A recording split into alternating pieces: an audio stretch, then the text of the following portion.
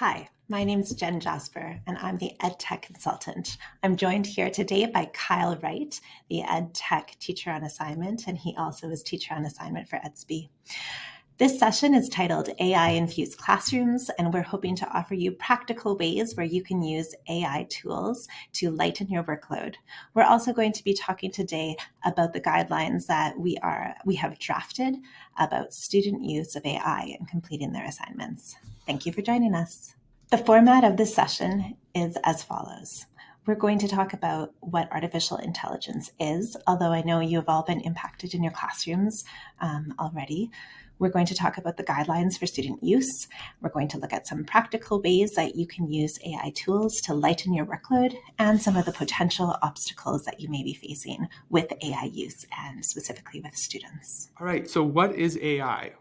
Artificial intelligence is simply this idea of having computers mimic actions that are typically completed by humans. In the last couple of years, this has felt like something that's very new and exciting, and has had a huge impact in our educational world. But it's not something that is brand new. In fact, computer scientists have been working on different versions of AI since the 1950s with programs that were able to play chess against humans. And then moving into the early 2000s, we've seen artificial intelligence in multiple places like navigational systems that we use through Google Maps or maps on our iPhones. Also things like Microsoft Connect and being able to read body movements to play video games, or even something as simple as robot vacuums.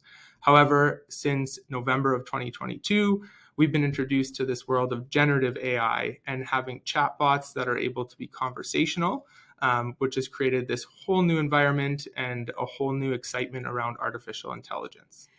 GSES has begun to draft guidelines for AI use within our school. This document will be made available to staff once it has been approved. These guidelines were built within the framework of our student learning model and were created to support student learning, to help prepare students to thrive in an AI-infused world, and to support educators in enhancing their instruction and practice. Once this document is made available, you can see at the bottom there is a list of resources, as well as some supporting documents that we will be referring to later in this presentation. The question of whether or not to ban or not to ban AI tools is one that all educational institutions have been faced with. These tools are here to stay, and we feel it's best to equip our students to be able to navigate a world where they are common and accessible. We do want you to keep in mind that age restrictions are identified in the terms of use of many of the tools that we have been exploring this year. And we want to remind you not to encourage students to use it if they do not meet those age requirements. Common Sense Media has put together a variety of resources for students in grades 6 to grade 12 about AI literacy. These lessons are all 20 minutes or less. They have embedded videos, they have lots of discussion questions and some short activities, and they will help you teach students to understand what AI is and how it works, to talk about some of its benefits and risks, and to think critically about how they can be responsible and ethical users of artificial intelligence. So Common Sense Media under the Educators tab is how to access those. When assigning work, we know that some students are accessing online AI tools. GSES has put together a stoplight model, which is a framework for use for students, and it involves teachers being really clear about expectations regarding whether or not students are able to use AI tools for that particular assignment. We've put together this poster, which I'll show you on the next slide, and these are also going to be made available to staffs soon, and they are available to be printed and hung up in your classroom. This was adapted to be used within GSES from a resource from Edutopia. It involves having assignments fall into one of three categories: a red light, yellow light, or green light. For assignments that fall under the red light category, think of traditional quizzes, exams, or short answer questions that are designed to assess individual knowledge and skills. Any type of collaboration on these types of assignments would not be permitted. In the yellow light option, AI tools can be used with permission and guidance for the teacher.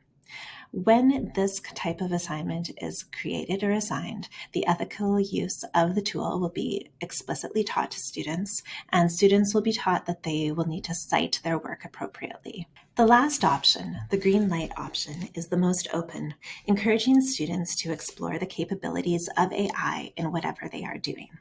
Assignments that are ideal for the green light option include creative writing tasks, where AI can serve as a brainstorming tool, for research projects or activities that encourage innovation like design tasks. Before beginning, students would be required to discuss their planned approach with their teacher. This ensures that the use of AI complements rather than replaces human effort, and citations will be needed.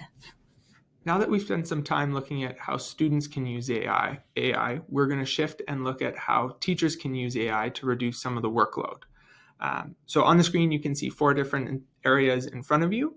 And when we look at teachers using artificial intelligence to kind of make things a little bit easier or to generate resources, there's a variety of ways that AI can help. Some of those ways can be with helping to generate a syllabus for a class, lesson planning, unit planning, even just coming up with activity ideas for your students. Within instruction, you can use AI to come up with different instructional strategies or ideas to help teach the different curriculums you might have to be instructing. Rubric generation has been another hugely popular AI tool that a lot of teachers have utilized, along with communication, whether that's drafting an email for parents or writing any sort of communication pieces that might need to be shared with staff.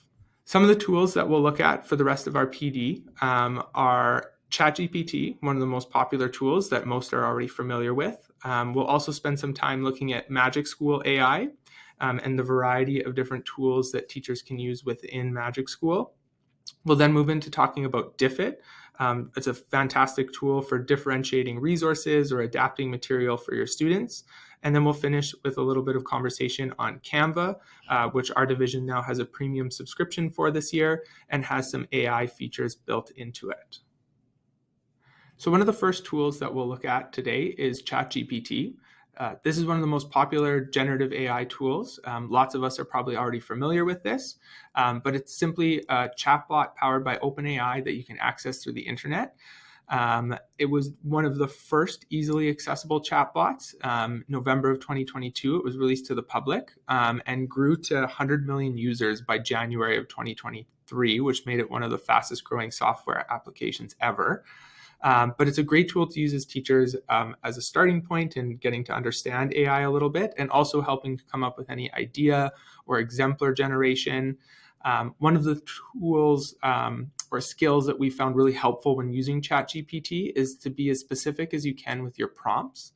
So giving as much kind of detail and background information to ChatGPT will provide a more accurate or helpful response from them. So that's things like class size, access to resources, specific outcomes that you can pull from the curriculum and copy and paste into your ask, any of that kind of stuff. The more details you can give the chatbot, the more accurate or the more helpful of a response you might get from the chatbot ChatGPT. Magic School AI is the next tool we'd like to share with you. This tool has over 60 easy-to-use AI-powered tools that can help teachers and other professionals working in the schools with a whole variety of tasks that you are faced with on a daily basis. Their mandate is really specifically to fight teacher burnout, and they have tools that can help with planning, instruction, assessment, and communication. I'm going to go ahead and just open up into Magic School right now.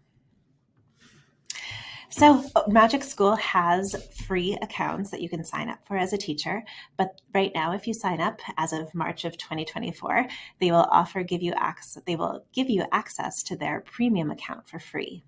The difference in the two accounts is just that the premium account will offer some more tools in their tool bank, and they'll allow you to export the resources in a variety of different formats. Having said that, the free account, it still has a really robust list of tools specifically geared towards, like I said, all of those things that you do on a daily basis, and there are over 60 of them. So I will go through a few of these right now. You have the ability to star your favorites. You can see that these 7 up at the top are starred that I'm going to highlight for you today. But I would highly recommend that you do set up a free account so you can take a look at all of what they have to offer. Kyle spoke about ChatGPT as being a chatbot. Magic Tool also has their own version of this called Reina, which is available here. And that could be, if you don't find something specifically what you're looking for within these tools, then that's a great option to go directly to the chatbot. And you can have a back and forth conversation there. Okay, so you can see here that there are rubric generators, and you can tailor it for whichever grade, whichever indicator in the curriculum you're looking to, the title of it. You can put your description of your assignment and then what the point scale is, and it'll generate a rubric for you. When you're doing this, whenever you generate any resource in Magic School, you'll have the ability up here to copy it. And then you can paste it into something like a Google Doc so that you can then edit it and print it or use it as you see fit. Also, once you create resources in Magic School, it will show up in your output history right along there. So they are still there if you want to refer back to them, or if you want to copy them and edit them further, or in different times you're teaching those courses. I'm going to go ahead and highlight this AI resistant assignment, and we'll give it a go with a grade 10 assignment that we borrowed from a teacher in our division. So this assignment description is about human impacts on ecosystems, and it's from a 10th grade science class. So we put in our full description that teacher would have provided for his or her class, and I click on generate, and now it's going to provide me 2 different ideas with how to make that assignment specifically AI resistant. So it's going to give some information there.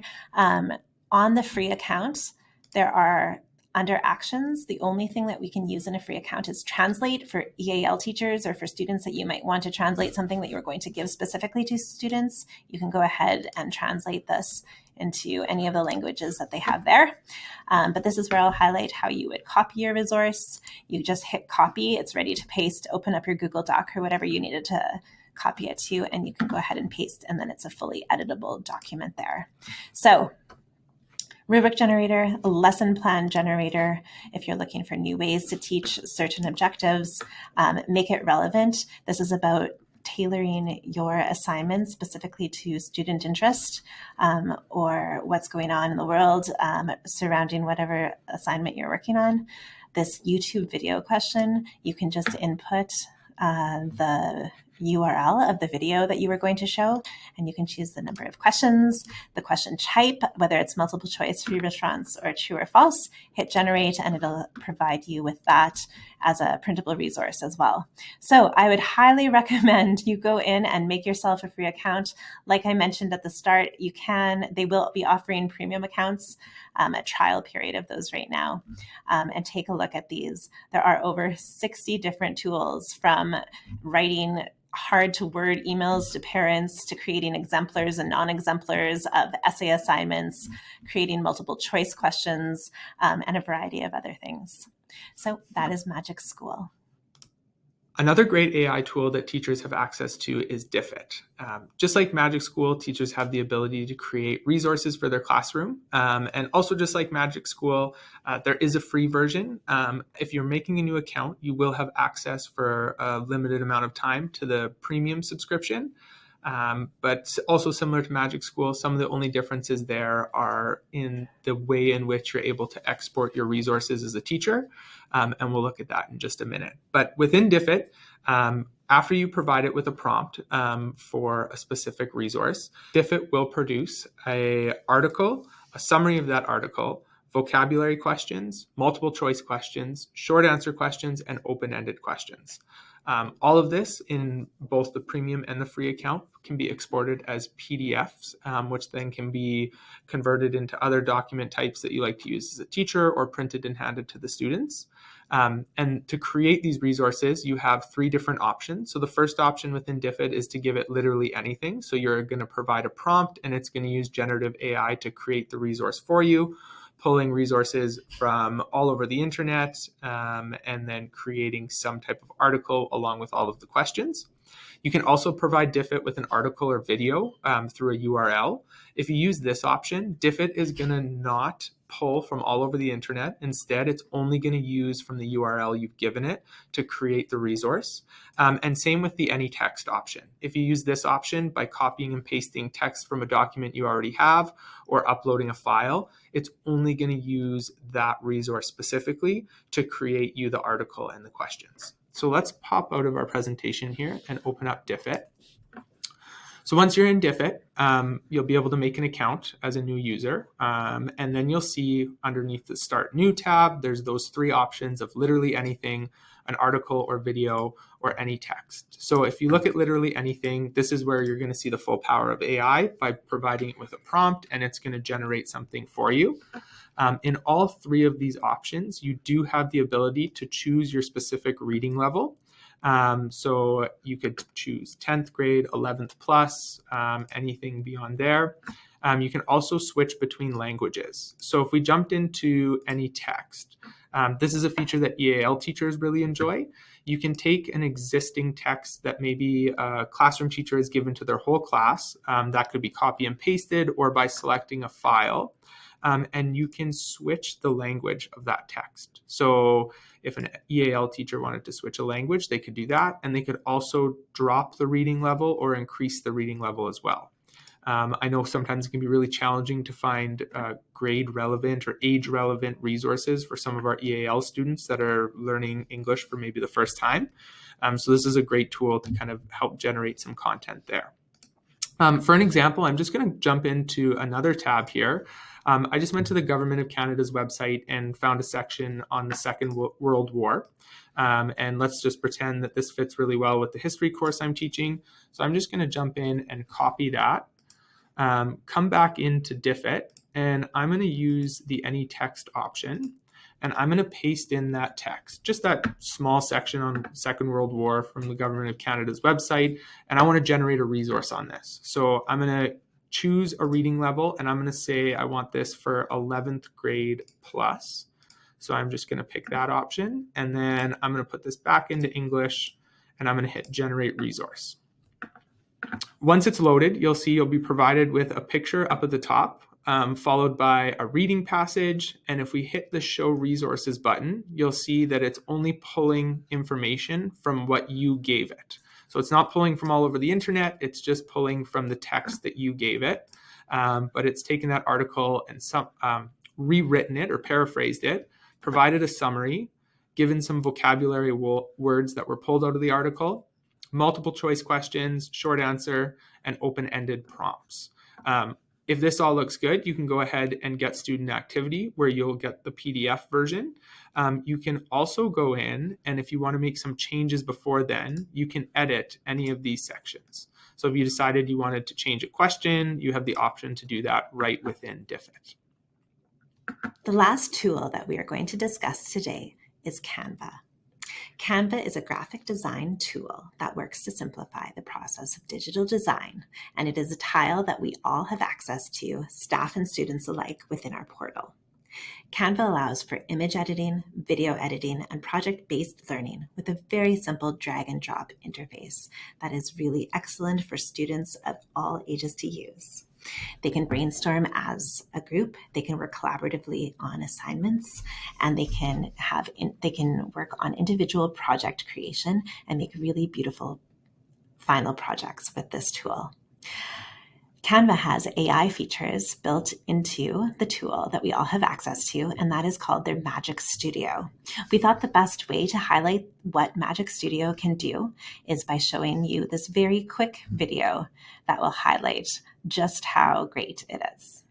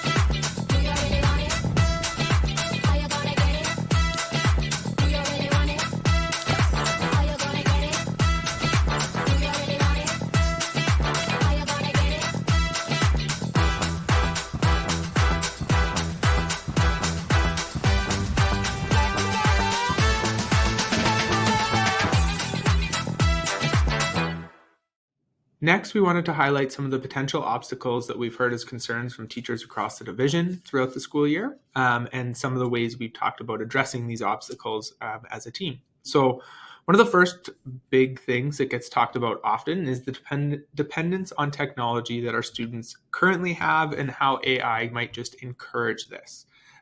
We all know that sometimes it can be challenging to verify if students' work was actually completed by them.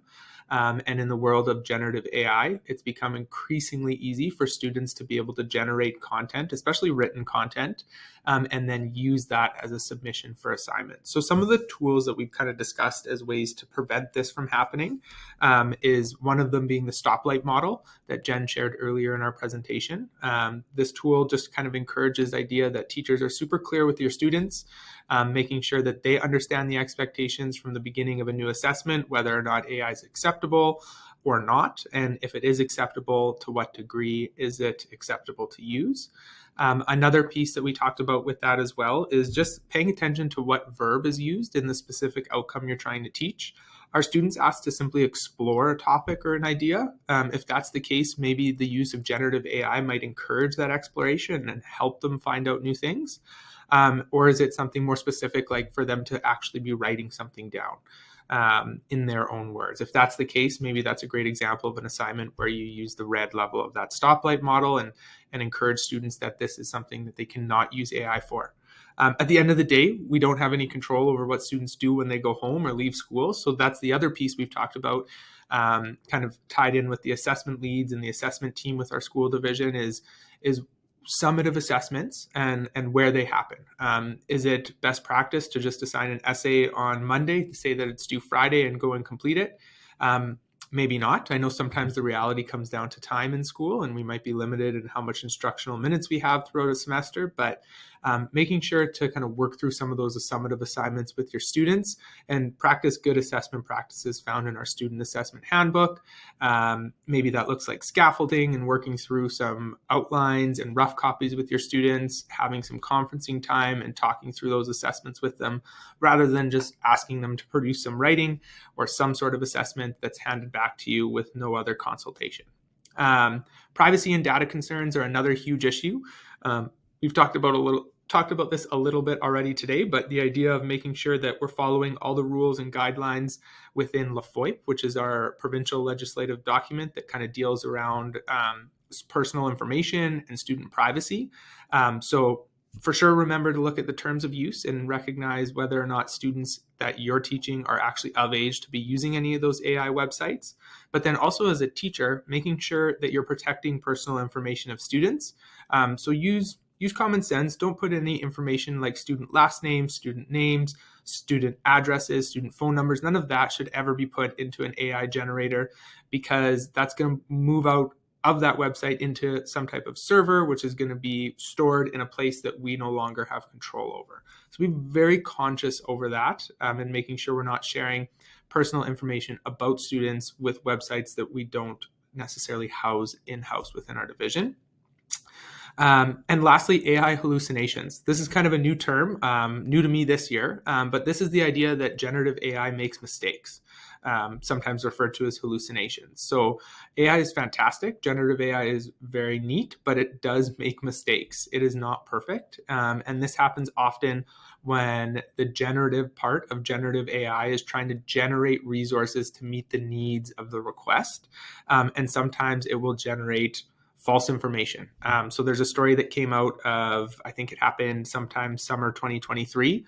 A lawyer from the United States was looking for precedent and used ChatGPT to find information on past cases, found something that fit really well, used it in court, and it was determined to be false. It was not true. It wasn't an actual past case.